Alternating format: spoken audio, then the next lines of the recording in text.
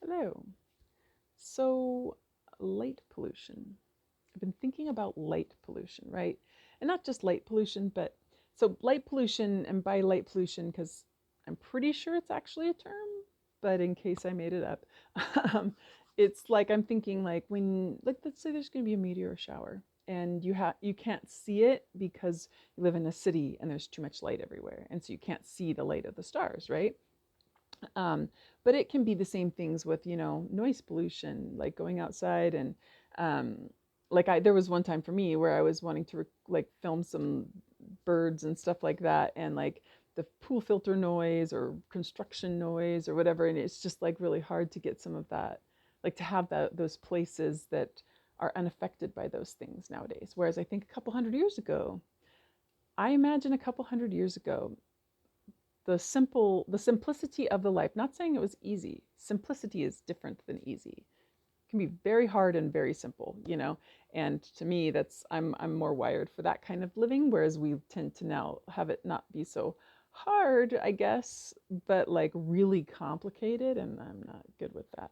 But so anyway, but I think of hundreds of years ago how it must have been a lot easier to see the Lord everywhere, right? Because you could see the stars, you could see the sky. There was so much more wildlife, I'm assuming, when you're not living in an urban area where you see kind of what's going on around, and with the different animals and that kind of thing, which of course, before, I'm sure that there was some danger there too, and problems there too. But then when I think also about like the type of work people used to do, it didn't used to be that you worked with your hands more, and had more, so you were doing things where you actually had time to be thinking, whereas now we don't have time to think because we do so much of this stuff that's really deformed, and I think it's actually deforming our brains too. But like the customer service, the sales, that because we indenture ourselves to these companies and big corporations or whatever, um, in order to get all the, to get pay and stuff, but it's not like our what we do isn't tangibly producing the benefit. You know what I mean? Like it's our servitude to this company, and so we have to think so much about how are they thinking about, how are the customers, who's happy, like how do I need to manage how everybody thinks and feels and all, which is it's really not good for us. But anyway, but with that simplicity of life, knowing that so much of nature reveals things about the Lord to us. Like, um, I think of how easy it would be to like not watch TV, not do any of those kind of things. Like, if I could see the sky the way that it looked hundreds of years ago, right? Because I've only seen it probably close to that like once. Well, we were traveling through northern Nevada, and it was like which, especially northern Nevada, like in the middle of the desert, there's like no trees, so it's like horizon to horizon, and it was like super clear that night, and it was just like I was like, I did not even know the stars looked like this. I did not know how much color there was in the sky. I didn't know like what twinkle twinkle little star meant. I didn't know that like stars got brighter and then dimmer and brighter and dimmer. Like I didn't know they did that, because you can't see them in the cities. And so, people talk about stars. I go, yeah, I know what stars are, right? I've seen the stars. Yeah, sure. And then you go somewhere like that, you're like, oh, I hadn't really seen the stars. And so I think that so much of the things that light pollution has that kind of effect, where we think we've seen something, we think we understand, we think, but we really haven't seen it in its pure form, let's say. And I think that, I mean, at first, I'll be real, like it's been a while, especially since my life took some dramatic changes, and I like some health stuff and everything. Like, haven't been able to participate in the rat race anymore. Believe me, it changes perspective because I realize how much stuff, just when, just the busyness of life, how much stuff, really important stuff I was missing and not feeling, or not, and it just, and also just the way nowadays that change is exponential. Like, um, you can have kind of a normal standard of things, but it can all change like in a day, because technology keeps changing and people keep changing along with the technology. And people are having harder and harder times knowing how to connect. And even if somebody does know how to connect, even if you're a person who knows how to connect with a whole bunch of people who don't know how to connect, you're still disconnected. You know what I'm saying? And I mean, I know people know how to fake connect, or I mean, among the younger generations, like the social media and or like the getting together but not really getting to know each other. Like you have to keep it really distant because we don't really have time to get close and care because we don't have time, we don't have energy. And I'm not saying that that's an excuse. I'm saying we really don't. Like because of the way that our lives are, we don't have that time. And so we have all kinds of, you know, Novocaines we go to instead of having the normal healthy experience, human experience. We have television so we can, you know, have that kind of uh, what do you call it? The same kind of chemical release in our brain of having good positive social interactions, you know, but without having to invest as much time because, like, television or social media, the kick, your brain gets a hit in a different way.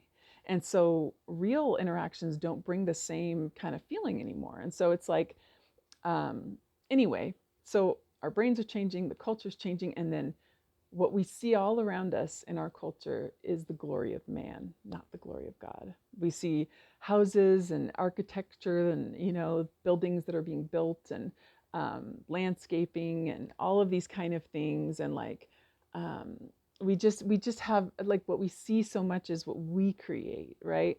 Whereas before, I think hundreds of years ago, when you really spent a lot more time in creation, like in nature and whatever, you know, and it was just a little different. And I think it makes it easier to hear the Lord, right? And for me, it was kind of embittering at first, right? Like I did get angry. I do get angry about it sometimes, but it's one of those things that James, of course, I love the book of James, but James, I think it's chapter 1, it called me out on that too. Like that anger does not bring about the righteousness of God, just doesn't. And so letting go of that anger and just realizing, okay, so what does this mean? I see this. I see that there were things that were woven into creation to reveal the things of God, and they have been like the light pollution has made it so much harder for me to see those things every day and the in and outs. And so, what does that mean for me? And it means I believe that I have to just be more intentional. I have to be more intentional about, and I'm not saying to just go and find those places to be in nature because that's not exactly. I'm maybe seasons times, right? But like that's not really feasible, right? Because we're busy, we're doing all these things as it is, but it's instead like really tuning in like to see past that. And sometimes it is sitting out even with light pollution and looking at the stars. And sometimes if after a while you start to see it more, you know, and there are certain nights where it's a little clearer than others. And but also like for me, I love watching birds, and I don't necessarily like to go watch birds where I know there's all these fancy. I like to know who lives around here, you know, and you know those kind of things, and not just like watching them, but like noticing them. So a lot of times it's like, you know, I'm going somewhere and I notice it anyway, and I stop and you know, and I think about it, and it does when I'm reading Psalms, I have these mental images sometimes when it's talking about the creatures that how they depend upon the Lord, that they look to Him and for their food, and also like when it describes us as being in the shadow of His wings, right? Like it makes me think of some of the things I've seen with birds and stuff. It just gives me good visuals for things, but it's also like recognizing that it doesn't matter if the things that are around me are displaying the glory of man. Like the Lord will use them. The Lord can still use them, but I have to be willing to see it and look past things, right? And and it's because it's so much more about our focus and our perspective, right? Like um, when we expect to see the Lord, and when we understand, because I guess that's really what I'm trying to say, is it would be way more obvious, right? But like the way that it used to be if we lived more naturally. But the Lord is speaking through everything around us just as much now as He was in those times where it was easier to see.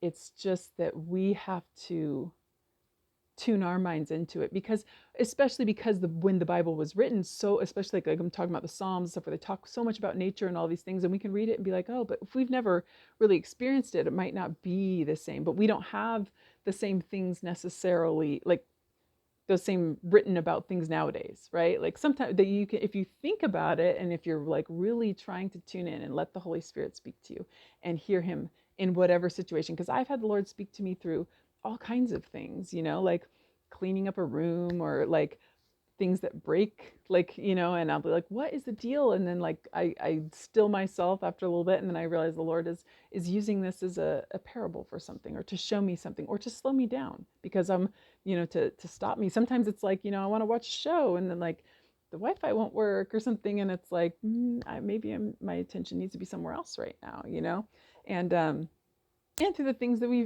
do, like in workplaces and stuff too. Like there's so many times that the Lord has shown me things, like just about like either other people, for one thing, like showing me myself, usually, because usually if I notice something about somebody else, the message isn't about them, the message is about me, and it's like it shows me, right? And so sometimes, and especially like sometimes the things that irritate me the most and all that, and I'm like, and as soon as I really start talking to the Lord, he's like, I was, yeah, I know, but think about what you do here. Like, and I go, oh, you're showing me from the other side that I don't see, because I have that problem too. It just is different. It's a little bit different in me. And so I didn't connect the dots.